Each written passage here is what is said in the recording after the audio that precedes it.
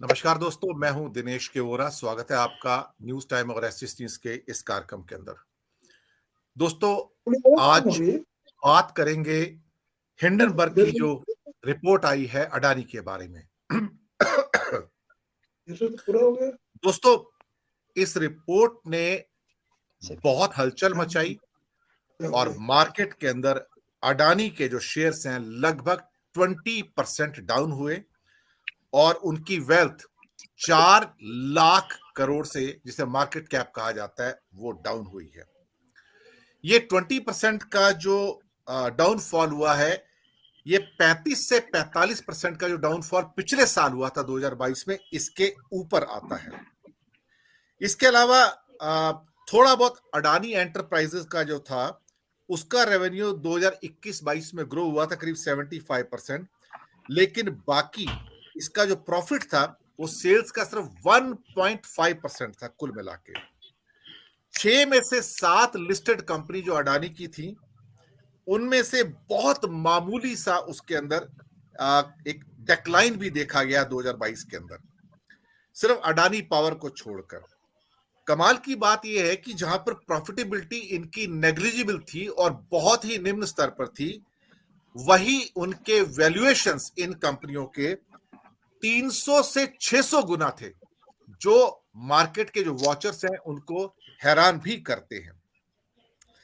कमाल की बात यह है कि इतना सब होने के बावजूद भी जो उनकी स्क्रूटनी होनी चाहिए थी मार्केट वॉचर्स के द्वारा, वो उन्होंने नहीं की। और आज बिजनेस स्टैंडर्ड में भी एक बड़ी रिपोर्ट है इस बारे में कि वो स्क्रूटनी क्यों नहीं की जा रही है, वो स्क्रूटनी एस्केप क्यों हो रही है।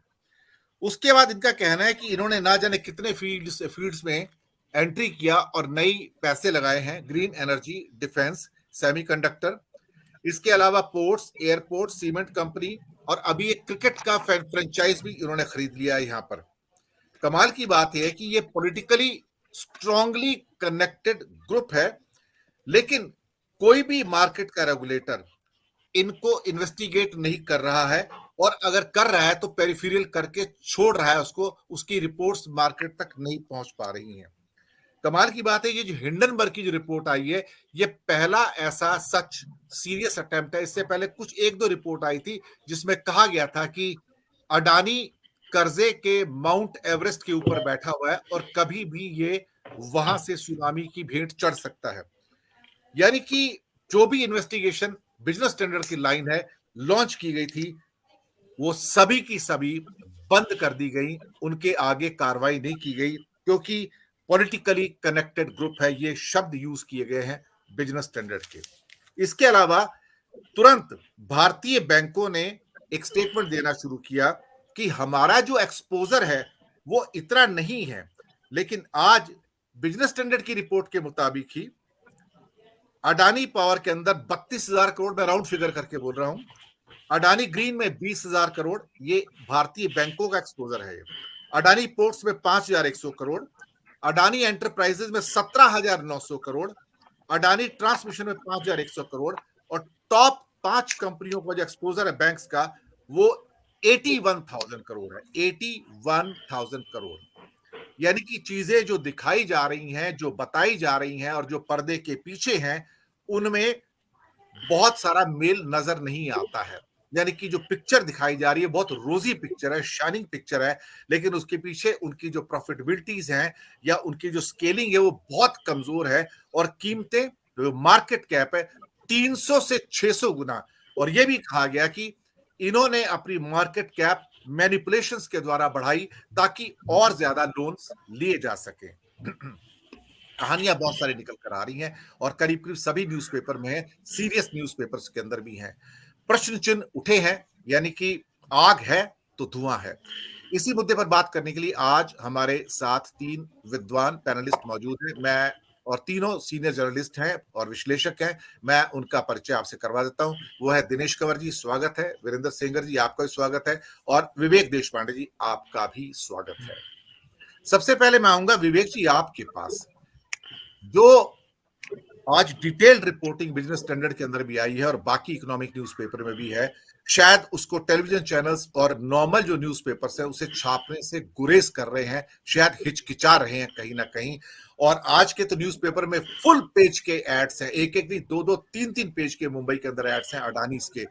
मुझे लगता है कि शायद वो एड इसलिए दिए जा रहे हैं कि उनकी जो कहानी है, पर्दे के पीछे की कहानी है, उसको वो न्यूज़पेपर्स, क्योंकि टेलीविजन न्यूज़ तो कब्जे में आ चुका है, लेकिन वो न्यूज़पेपर भी उसको ज्यादा एक्सपोज ना करें।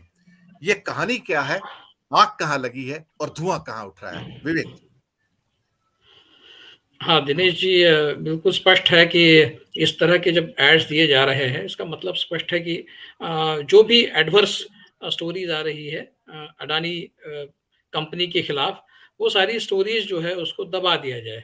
अब इस तरह का अगर कोई निष्कर्ष निकाले तो वो बहुत ही नेचुरल और नॉर्मल निष्कर्ष निकलेगा, क्योंकि इंडियन मीडिया में इस तरह की टैक्टिक्स का इस्तेमाल ये कोई नई चीज़ नहीं है और अडानी ग्रुप इतना पावरफुल है। देखने वाली बात ये है कि जब ये हिंडनबर्ग रिसर्च की रिपोर्ट आई, उसके पहले इंडियन मीडिया में जो भी मेन स्ट्रीम मीडिया है, टेलीविज़न चैनल हो चाहे प्रिंट मीडिया हो, अदानी के खिलाफ किसी भी तरह के इतने सीरियस नेचर का कोई भी रिपोर्ट हमने देखा नहीं। मैंने कुछ दिनों पहले इंडियन एक्सप्रेस में एक रिपोर्ट जो देखी थी, जब एलआईसी को कहा गया कि भाई आप इसमें इन्वेस्ट करिए अडानी में, और 77,000 करोड़ मेरे ख्याल से एलआईसी ने उसमें इन्वेस्ट किए, शेयर्स खरीदे। और अब आज ये स्थिति है कि एलआईसी के 20% से मेरे ख्याल से कुछ एलआईसी का भी उसमें नुकसान हुआ है, वो 55,000 करोड़ पर आ गए हैं। तो उस समय एक रेड फ्लैग हुआ था और उस समय ये बोला गया था कि ये एलआईसी का जो पैसा है वो पब्लिक मनी है, इसका इस्तेमाल इस तरह से किसी प्राइवेट कंपनी में निवेश करके इस तरह से नहीं, इसके शेयर्स खरीद के नहीं होना चाहिए। इस तरह की एक रेड फ्लैग उस समय भी आया था, लेकिन उसका कुछ फायदा नहीं हुआ, क्योंकि जैसे कि आपने कहा कि पॉलिटिकली कनेक्टेड है। और पिछले इसमें सबसे देखने वाली बात ये, सबसे चकाचौंध करने वाली बात जो है वो ये है कि ये जो ग्रुप है, इसकी पूरी जो ग्रोथ है, उस ग्रोथ को अगर अगर आप देखें, वो तो कह रहे हैं अडानी जी कि मैं तो 1990 से लगा हूँ, जब से लिबरलाइजेशन हुआ मैं कांग्रेस का बहुत मुरीद हूँ, कांग्रेस ने लिबरलाइजेशन किया, और उसके बाद फिर मनमोहन सिंह जी ने किया तो उसका मुझे फायदा हुआ। ये सब कहने की बातें हैं। आप अगर इस कंपनी का ग्रोथ पिछले 10 साल में देखिए, और 1990 से आज तक, और उसके कंपैरिजन में पिछले 10 साल में जो भी उसकी ग्रोथ हुई है वो देखिए।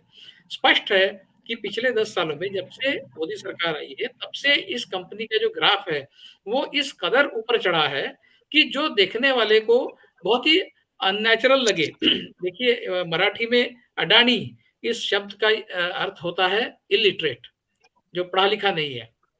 अगर कोई पढ़ा लिखा नहीं है, कोई अगर इलिटरेट है, वो भी इस बात को देखने के बाद समझेगा कि इसमें कुछ तो भी गड़बड़ है।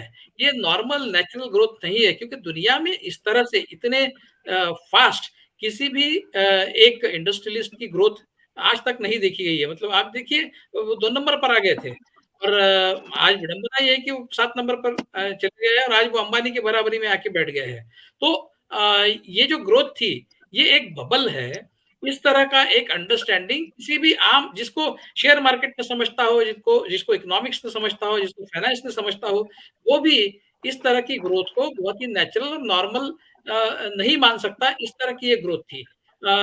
ऐसे ऐसे लोगों में मैं भी हूँ, मतलब मुझे बहुत ज़्यादा इसमें इनसाइट नहीं है शेयर मार्केट इसमें उसमें, लेकिन मुझे ये समझ में आ रहा था कि ये बहुत अननेचुरल है और ये बबल है, और ये बबल किसी दिन फूटेगा। इस तरह की बातें जब हम लोग आपस में बात करते हैं, तो मैंने कई बार ये कहा कि ये बबल फूटेगा ज़रूर, ऐसा मुझे लगता है। जैसा आईटी का बबल अभी धीरे-धीरे, पहले से ही लोग कहते थे कि आईटी का बबल है वो शायद फूट सकता है, और अभी हम दुनिया भर में देख रहे हैं कि आईटी का बबल। उसी तरह से अडानी का जो ग्रोथ है, वो एक अननेचुरल ग्रोथ है, वो प्रॉप्ड अप ग्रोथ है, उसको सपोर्ट किया गया है, वो मैनिपुलेशन से शायद इस ग्रोथ की स्टोरी बनी है। इस तरह की एक समझ आम समझने वाला, जो समझदार, थोड़ी-सी समझदारी रखने वाला जो भी आदमी है, उसको ये समझ में आ रहा था कि ये अननेचुरल है, और वो आखिर में वही हुआ। अब it took one Hindenburg research to to bring out the truth. हमारे मीडिया ने पिछले 10 साल में अडानी कंपनी के खिलाफ कितने रिपोर्ट्स किए। थोड़ा बहुत पेरिफेरली किया है, लेकिन ये जो इनसाइट हिंडनबर्ग रिसर्च से हमको मिली है, उस तरह की कोई भी इनसाइट अडानी ग्रुप के कारोबार में हमको आज तक नहीं सर मिली है। जाहिर है बिजनेस स्टैंडर्ड ने एडिटोरियल में लिखा है कि उसकी जो रिपोर्ट्स हैं वो नीचे कारपेट जी, के नीचे धकेल दी गई है, जो भी रिसर्च आई थी। आज का जी। एडिटोरियल है बिजनेस स्टैंडर्ड का सर। अच्छा, ओके। जो तो पास्ट मैं रिपोर्ट आई है, बिज़नेस जो पास्ट स्टैंडर्ड्स रिसर्च हुई है इनके अगेंस्ट में, उनको आगे बढ़ने ही जी। नहीं दिया गया है। जी, इसमें एक एक जो ख़ास है कि देखिए इसको एक परचेज़ टू क्या कहते हैं earning, purchase to earning ratio एक होता है, जो मतलब एप्पल जैसे कंपनी का 1:20 है। मतलब आप अगर उसकी शेयर मार्केट प्राइस 20 है तो एप्पल को ₹1 उसमें मिलेगा। इस तरह का एक रेशियो होता है जो एक कंपनी की वर्थ दिखाता है। अब अडानी के केस में ऐसा माना जा रहा है, जो आपने शायद शुरुआत में उसी का ज़िक्र किया कि वो 1 के मुकाबले 600, 400, 500 किसी ने तो मुझे बताया कि 1 के मुकाबले 4000 इस तरह से ब्लोन अप है, इस तरह से बढ़ा हुआ है। तो ये बहुत ही अनसस्टेनेबल, अननेचुरल है रेशियो। इस तरह की बात मार्केट में पहले से ही चल रही थी। लेकिन क्या है कि जिसको पॉलिटिकल एक सपोर्ट हो और उसके खिलाफ कौन बात करेगा, आज की स्थिति ये है। एक एक तरह का एक टेरर है जो काम करता है, कोई हिम्मत नहीं करना चाहता और ये जो 3 तरह के इन्वेस्टर्स होते हैं, एक तो फॉरेन इंस्टीट्यूशनल इन्वेस्टर्स होते हैं, डोमेस्टिक होते हैं और रिटेल इन्वेस्टर्स होते हैं। तो ये रिटेल इन्वेस्टर्स की एक उनके बारे में ये कहा जा रहा था कि ये जो है, ये तीसरी शक्ति है। हुँ, अब ये हुआ है कि सारा नुकसान तो रिटेल इन्वेस्टर्स का ही हुआ है इसमें और फॉरेन इंस्टीट्यूशनल इन्वेस्टर्स ने अडानी में बहुत ज़्यादा इंटरेस्ट नहीं दिखाया है। ये एक इकोनॉमिक रियलिटी है और इस इकोनॉमिक वो क्यों नहीं इन्वेस्ट करना चाहते थे? इसलिए कि उनको समझ में आ रहा था कि ये जो पूरी स्टोरी है ग्रोथ स्टोरी ये मैनिपुलेटेड है, इसलिए वो बहुत ज़्यादा उसमें इन्वेस्ट नहीं कर रहे थे। उसपे सबसे ज़्यादा इन्वेस्ट कर रहे थे रिटेल इन्वेस्टर्स। तो ये अब आखिर में नुकसान तो कॉमन मैन का हो रहा है उसमें। तो इसके लिए कौन ज़िम्मेदार है?